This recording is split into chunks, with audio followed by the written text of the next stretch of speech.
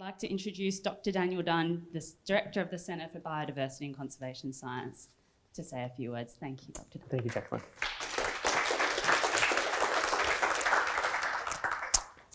Thanks all, and I want to say a huge thank you to Dr. Vicki Martin.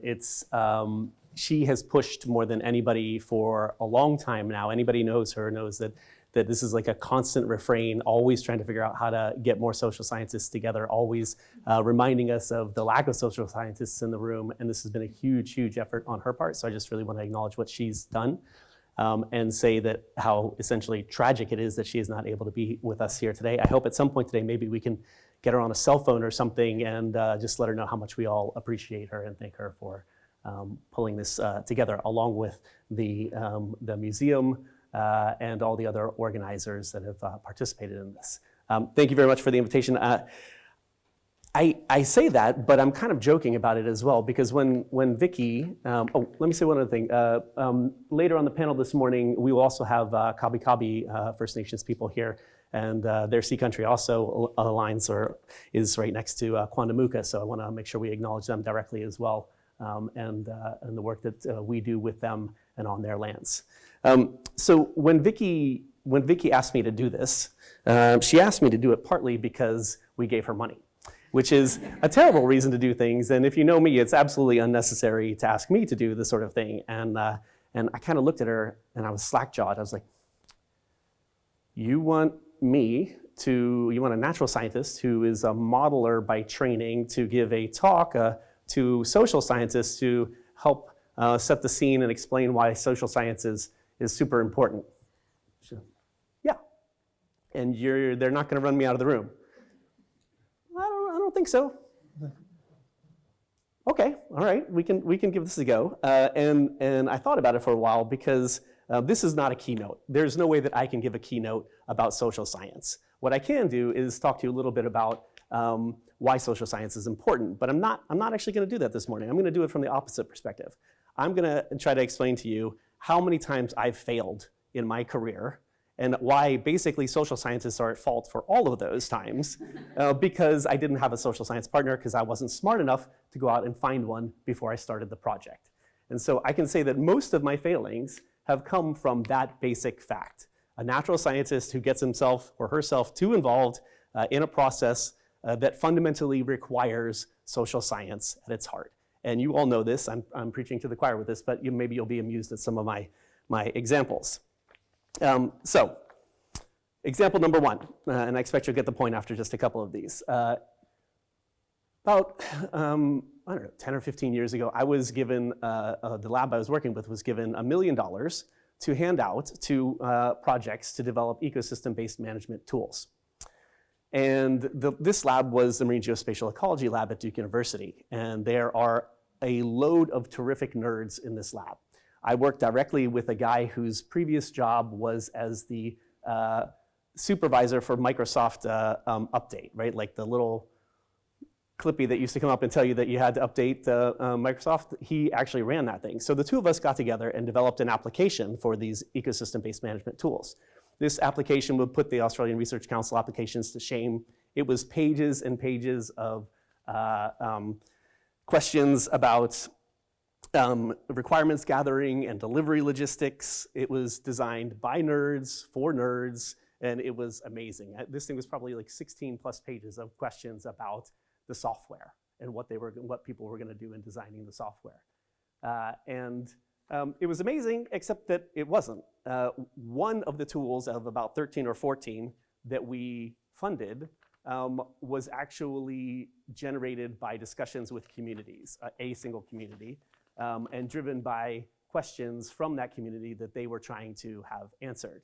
So you can imagine the uptake of the tools at the end of this project, right? I think a few of them might have been used in larger, I'd like to imagine at least that a few of them were building blocks for larger tools, and maybe somebody was smart enough at that point in time to bring a social scientist on board when they were developing the larger tool, and this was like a building block. But that's about as good as I can say about that process, right? So in my mind, that was $1 million spent and not quite flushed down the toilet, but definitely not used very well. And fundamentally, it was because we didn't set out at the beginning of that process and bring social scientists on board to help us understand how these tools would be taken up, what the communities needed, and make sure that the questions that were being answered were being driven by the communities themselves. So, failure number one.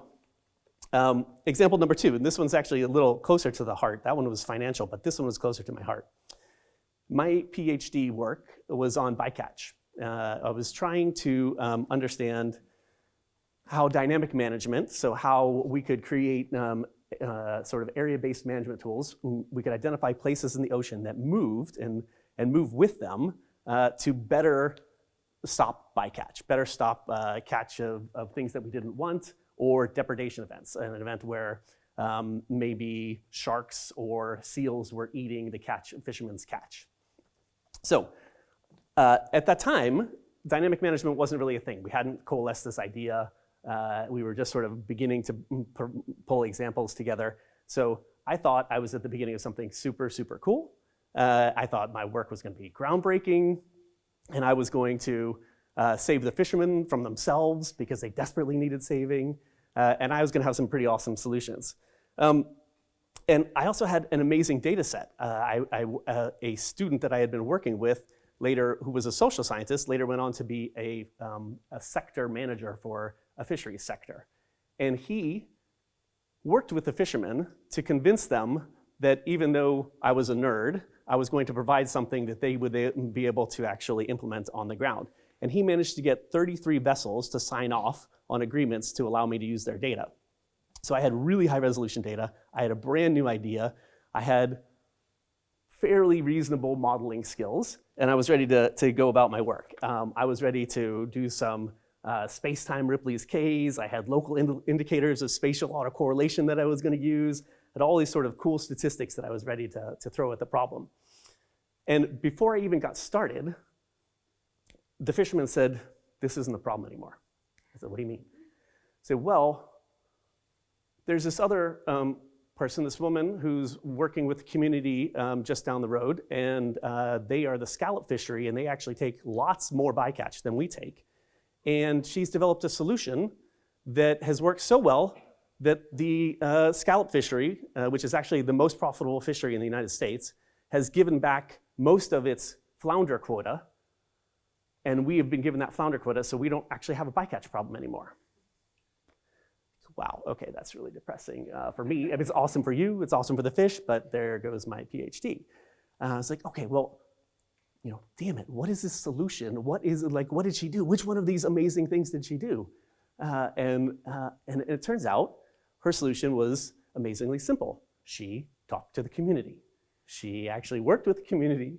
She chatted with the fishermen, got their buy-in to a process of basically information flow, right? They provided her the information on a daily basis about how much bycatch they had in a particular area. And overnight, she produced a map and sent them back a map of how much bycatch there was in each of these statistical areas. She won with addition. That's essentially what she did. She just added up the bycatch, might have divided it by effort, and just plotted it on a map and sent it to them on a daily basis. If I had done a little more reading before setting out on this amazing adventure, I would have realized that there were already solutions out there, that people had already been working with skippers, and that skipper communication and the speed of communication across these networks influences conservation outcomes. Didn't know anything about it. Okay? Another basic problem of a natural scientist running at a problem and thinking they've got some amazing statistics to solve it.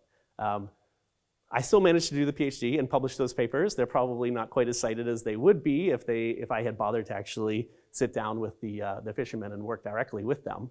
But it was definitely a learning lesson for me that the interesting for me and complex modeling solutions aren't necessary most of the time. Most of the time, the solutions are much more simple and much more based on how we interact with the community. And talking, right? Talking, that's really all it was in the end. So the third example isn't so much an example of a failure, but as a wall that I keep running into. So a lot of my work is, as I said, on area-based management tools, on marine spatial planning, and I do this at very large scales. I work in areas beyond national jurisdiction, which are the areas 200 nautical miles from shore. Places you can't see, we don't really think about, but it's actually more than half of the planet, or about half of the planet. and more than half of the planet when you think about the actual habitable volume of the habitat there. And over the last 15 years, I've worked with a lot of organizations that occupy, that manage, and have a mandate to govern in those areas. The Convention on Biological Diversity, Convention on Migratory Species, the International Seabed Authority, which deals with deep sea mining, and the UN in general. And in all of those processes, I'm part of the process. I'm trying to feed data into the system, trying to bring data to bear on the processes to make sure that they understand and think about how the governance structures that they have or are developing might impact the migratory species in particular that I work with. And I constantly have questions asked of me about the governance structure, and I constantly have questions myself about the governance structure and about whether the thing I'm operating inside of is the best way to do things. And whether the models that I'm trying to improve and the data that I'm trying to bring to the table, the information that I'm trying to bring to the table to help improve outcomes for the ocean, whether it's actually the thing that's going to change the outcomes, or whether it's actually that governance structure that I'm inside of and operating within that needs addressing, and we need to think about the governance structure. And I constantly am looking at the governance structure thinking, I would really like to think more seriously about this particular aspect of it. I want to think about how they're setting up the regions and how that is going to impact whether or not we can conserve migratory species. But I'm constantly running into the same problem, which is that when I get to that spot, when I get to that place where I'm thinking about governance, I'm pretty limited, right? It's not what I do. I am a spatial ecologist by training. I work in those arenas, so I know a lot about the policy processes, but I don't know a lot about analyzing the governance structures. And so I continue to run into this problem of realizing that the fundamental problems that I'm dealing with and the solutions are governance solutions, right? I'm just feeding information into the system, but the system itself needs to be worked on, and I can't do that. And I constantly find myself sort of running into these walls and not knowing what the walls are and trying to map those walls. And I realize, sort of sadly, as I'm sort of sitting there forlorn, that I'm sort of like a pedestrian at a bus station waiting for a social science bus to come along and pick me up so I can ride along through the city, through this process, and understand what that governance structure looks like, and begin to help analyze it and think about how it can be improved. But it's that constant feeling of like, I want to do this thing, but I need somebody else who actually understands what they're doing so I can participate in it. You know, this really brings me back to where we are here today. We need more social science bus drivers, right? We need more social science bus drivers so the natural scientists aren't trying to lead these efforts and crashing us straight into the wall. We need to be supporting the social science bus drivers, and we need to be creating the structures which allow us to do that. And it's my hope that what we've done here today, this beginning, and also the workshop last week, and the Southeast Queensland Marine Social Science Hub, and this showcase is the beginning of sort of doing some of that here locally within our group. So although I am not a social scientist, I could not be more excited about what's happening here, and I could not be more excited about seeing where it goes and supporting it in any way that I can, and highly recommending to anybody interested in these things that the social science solutions are really the solutions that we need in the 21st century. It's the social science, and, you know, this is where I'm preaching to the choir, and you don't need me up here saying these things. But social science has got to be embedded at the center of conservation in the 21st century, even if we continue to use that term. You know, how we conceptualize it, how we develop solutions, regardless of whether they are local or super global, social science has to be at the core of that. And we need to do a better job of making sure that we are producing the individuals who can support those processes and work together with others to try to identify those solutions. So please know that you are valued and that you are needed, and know that you have partners that recognize our failings and really want to try to figure out other ways forward and to support you all and to participate in the processes that you want to drive, not the processes that we think we need. So after you have a good go at us, the natural scientists, I hope that you will invite us along on this ride. So thank you very much, and good luck today with this, and look forward to participating. Oh, thank you. Thank you very much. Thank you. Is this we're good again? Thank you so much, Dr. Dunn. That was very illuminating as somebody outside both the natural sciences and the marine social sciences. I feel like I understand a bit more about how you work together.